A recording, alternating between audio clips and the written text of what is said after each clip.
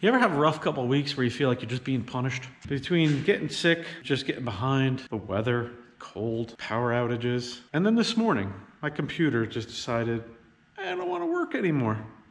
You know, I came in and it's got blue screens and messages that things didn't go proper. I don't know what happened to it. But I didn't lose anything and it's running fine again. I think that's going to be, after this race season, that's going to get an upgrade. So let's get into this car. A little bit more fluorescent work to do. I had some people asking questions about that, so I'll get through that. And then maybe, if nothing else goes wrong, we can start installing this today. All right, let me set up. I'll do some fluorescent work, hopefully. It's just, I'm afraid to even touch anything at this point, really. Here we have a roof. Let's make sure this is right before we, the way everything's been going. Yes, this is correct. So we got the roof, and we got to put some color on it.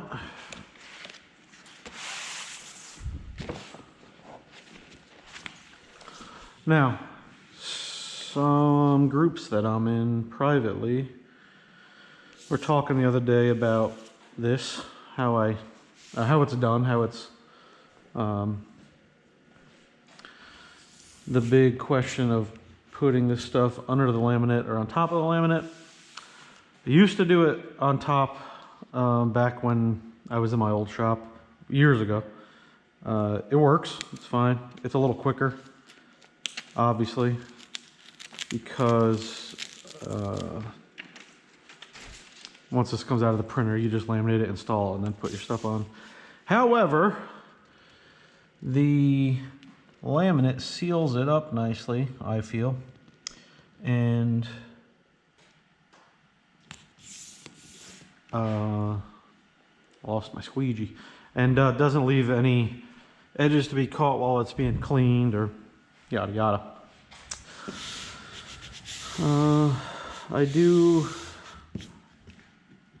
This is a difficult part of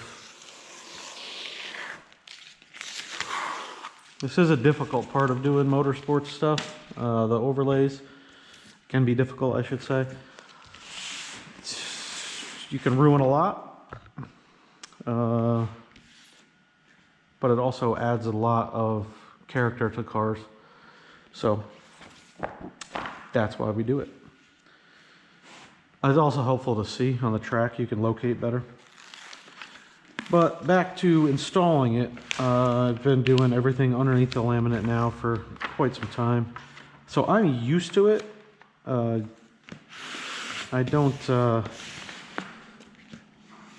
guess I just, after so many years of doing it, I just developed this process, and it works for me. So that being said, I'll do the first 2 inches here and crease this with a squeegee so it lays down nice and flat, and that helps it lay. Instead, if this wasn't creased, you know, it's just in the way. I don't tape anything down ever. It's just another step that I don't do. I taught myself to do it this way, and it saves time. Because everybody knows when you're doing motorsports lettering, efficiency is key. So I'll try to get close here. You can see, I'll just lay it here. You can see the dark of the print and then the line of the... so I just kind of hover it back and forth so it doesn't tack initially. Line that up, and then I'll come over here and find that edge. And then lock it in. And if everything was properly aligned while cutting, sometimes it doesn't. It's like pulling a trailer. If this is here, it's going to follow. You know, you go around a corner, the trailer is going to follow you. The tape on top acts like the hitch, and yeah, can't go anywhere. So once this is set, this can't go anywhere, allegedly. Now it may move a tick here and there. I think I said on another video about a 1/16 to an eighth is a good tolerance. If it's a little bit off, you know, it's going to happen. And if it is a little bit off up there, you ain't getting it off there. Well, I shouldn't say that. Sometimes you can get it off there if it's really messed up to save the print. But for the most part, I mean, just get it as close as possible. And the more you do it, the better you'll get. See, now that's perfectly aligned here. And it's a little bit off here, about a 1/16. Why? Could be a number of things. It could have cut improperly or whatever. Hold on.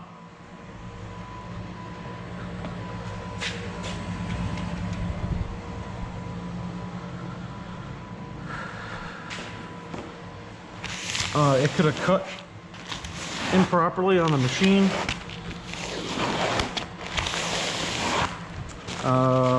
You know, heat, humidity, all that can factor in. This gets heated when it prints, then it'll, I'm sure it grows, and then it'll shrink back down once it cools. I do cut with my heat on. Maybe I shouldn't, but I do. So that's going to grow and shrink.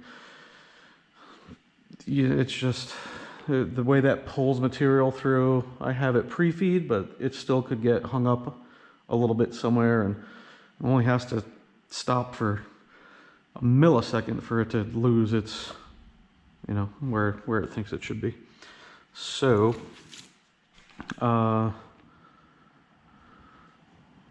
that's acceptable for me. There's a little bit of a dark line up there. Now, another thing, when laminating this, which I'll do here in a second, the laminate is the, I don't know, 2.75 mil. It leaves a ridge, and that ridge leaves a highlight. So sometimes when you have that highlight will mask it also. It, you know, it's like the Fresnel, I think they call it. Maybe, I could be wrong. I'm probably wrong. But for the most part, everything is all right. Doing this stuff on dark colors can be a little bit more challenging because you can't see your edges perfectly. Try not to stretch this while you're doing it. Sometimes you have to. Just a cover.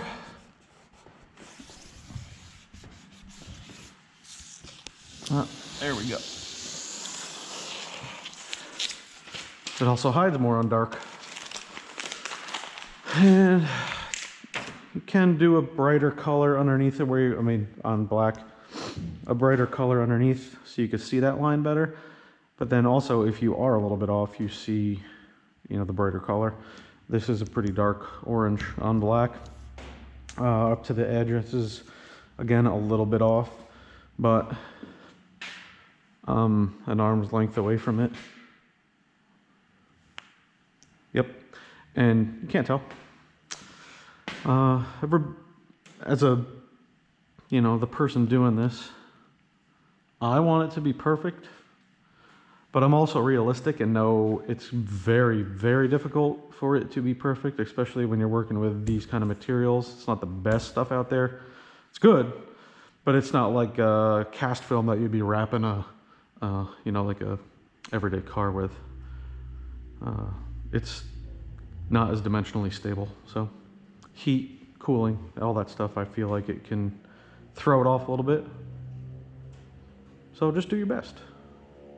And practice. Well, don't practice because then you're just wasting material, but every time you have a car, just try to get a little better, a little quicker. Find a process. Let's laminate that. Well, we'll do this quick.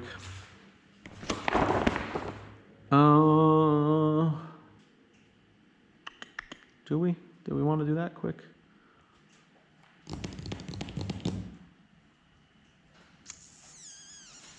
I'll laminate it. So another thing that someone was asking was how to keep it clean. I do clean my table every so often. It's actually, this is gonna need to be replaced soon. The more you cut on these, the more you hit, you know, little microscopic pieces of plastic come off because of all the cuts. And you can clean it and sweep it and blow it off, but you never get it all. I don't think, yeah, both sides of this have been used, so maybe order a new one soon. I don't really worry about too much out here when I'm working on that with dirt. Try to keep it clean so nothing gets trapped under the fluorescent. Pretty manageable. This, however, you're gonna get, especially rolling it back up. Oh, my clutch. Set the clutch on this. Just put a little tension on that.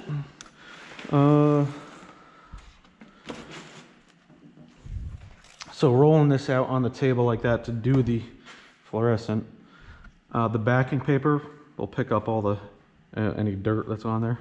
And believe me, you may think it's clean.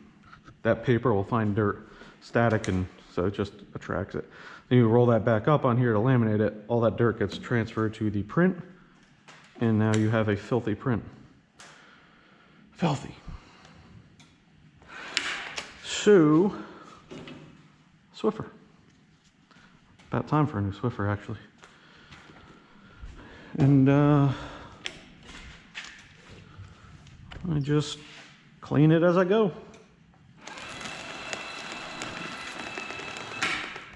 And that is the end of the roof. And I can't laminate the door yet because I didn't do the orange. So I just stop it at this channel here.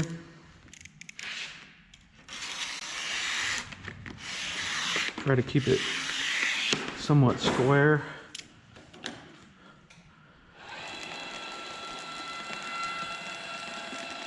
And there we go.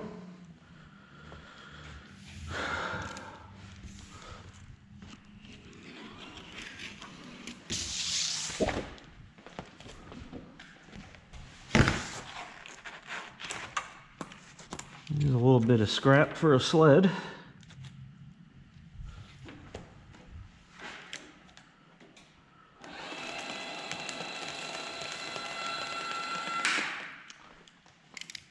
And the roof is ready to be installed. So there's some, I can see it looking around, you know, in the glare here. There's a little bit of imperfections in the big stuff. Probably little pieces of dirt, I mean little tiny little, you can't even see dirt, will show what looks like an air bubble. Nice thing about doing this stuff this way, if you do get an air bubble, I can't really find one here, there's a little bit right there, you can just get rid of it through the paper and it's gone. All right, we'll jump back in here. So that roof print or overlays, so that is my process. I don't really know any other way. I've always done it since I started doing it underneath the laminate. I've always done it that way. The way I did it before, I didn't necessarily have the setup in my old shop to do it this way. It was very close quarters. I had a like 6-foot table. Even doing regular stuff was difficult. My old shop was about half of this, and the one before that was half of that. I wasn't even trying to do it then because I knew it would just lead to more work. I wasn't set up properly. Now I am. So once I got into this shop, I started doing it more and more, and I really liked the final final product. And so I just got better at it then. So it's probably, I moved in this shop in, we'll say 8 years ago. And so I've been doing it this way for 8 years. I've never taped this stuff down, and always just kind of hovered it, jiggled it back and forth so it doesn't tack, and then lay it. And I don't know if you can tell on camera, but yeah, you can see the step and the glare in the step of the laminate. That helps if you're not lined up. If you're not lined up properly, that glare, which looks nice, it looks like it's been clear coated, that helps. So I hope that maybe helps someone. I know a couple people asked me about it, and there's nothing wrong with doing the laminates or the overlays on top of the laminate. I think that's, you know, whatever, it's fine. I just like it better because it seals it up. And a lot of my guys appreciate it too. I've had people tell me that it's nicer when they're pressure washing and scraping mud, that you're not hitting any edges and that stuff. One other thing when you're doing with the Swiffer, be careful you don't catch it on any edges, because I have had it pull some fibers off the Swiffer and get trapped under the laminate, and that looks horrible. So just pay attention to that. All right, back to I'm gonna get back to putting some of this stuff together, and then almost dinner time.